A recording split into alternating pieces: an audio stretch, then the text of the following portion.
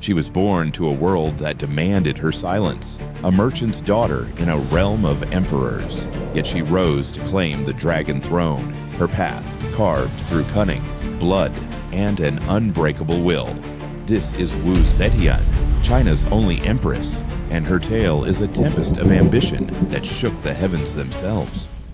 In 624, in Winshui of Shaanxi, Wu Zetian came into being, not to royalty but to modest means. Her father, Wu Shihuo, a merchant turned minor official, served the Tang's founder, Emperor Gaozu. Her mother, Lady Yang, bore the blood of prominence. Unlike most girls, Wu learned the arts, literature, calligraphy, music, her mind a spark in a shadowed age. At 14, fate called. Chosen for Emperor Taizong's harem, she stepped into the Tang palace as a Cairene, a fifth-rank concubine. She poured tea, bowed low, but her eyes never dimmed.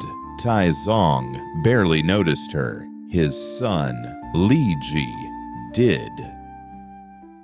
In 649, Taizong died, and tradition cast Wu out. Childless, she was sent to a Buddhist convent, her hair shorn, her future a whisper. But Li Ji, now Emperor Gaozong, remembered her fire. In 651, he summoned her back. She returned not as a shadow, but a storm. She bore him sons, Li Hong, Li Xian, securing her place. Her rivals, Empress Wang and concubine Xiao, loomed large. Wu struck hard. Legends whisper she slaughtered her own infant daughter, framing Wang for the deed. Truth or tale, it worked. Wang was executed, Xiao exiled. In 655, Wu Zetian rose as empress, her gaze now on the throne itself. Gaozong's health faltered by the 660s. Illness clouded his rule. Wu Zetian seized the reins. From behind a silk screen, she governed, her voice the empire's pulse. When Gaozong died in 683, her son Li Xian took the throne as Emperor Zhongzong. She watched, unyielding. In 684, she deposed him, too bold for her leash, and raised Li Dan, Emperor Ruizong, in his place, a puppet under her hand.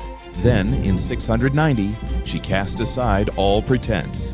Declaring herself holy and divine emperor, she birthed the Zhou dynasty, shattering centuries of male rule. The court bowed, the heavens quaked. Wu Zetian's reign was no mere conquest.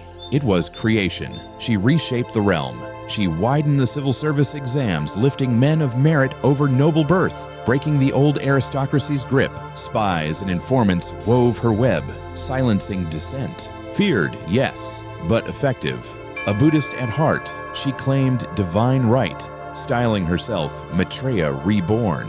Temples rose, the Longmen grottos carved in her name. She turned to the land, taxes eased, fields reclaimed, feeding an empire's soul. On the borders she faced fire. Tibetans and Turks struck, her armies held, though not always victorious.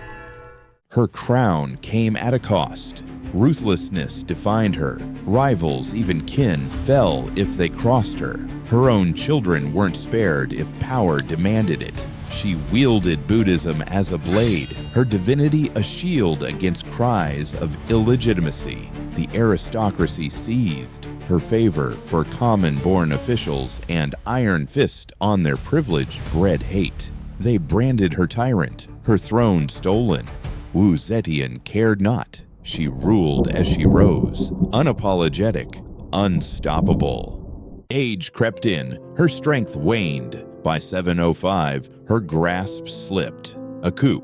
Her own blood and courtiers stormed her palace. Forced to yield, she stepped down. Li Shan Zhongzong reclaimed the throne. The Tang restored. Wu Zetian retreated to a quiet palace near Luoyang. That year, at 81, death claimed her. She was laid beside Gaozong in the Qianling Mausoleum, her final rest a monument to her reign. Wu Zetian's shadow stretches long. A woman who shattered a man's world, she stands as a beacon of ambition, unbound. Historians clash. Some laud her meritocracy, her Buddhist devotion, her steady hand. Others decry her cruelty, her iron rule. Her tale fuels poems, plays, and dreams.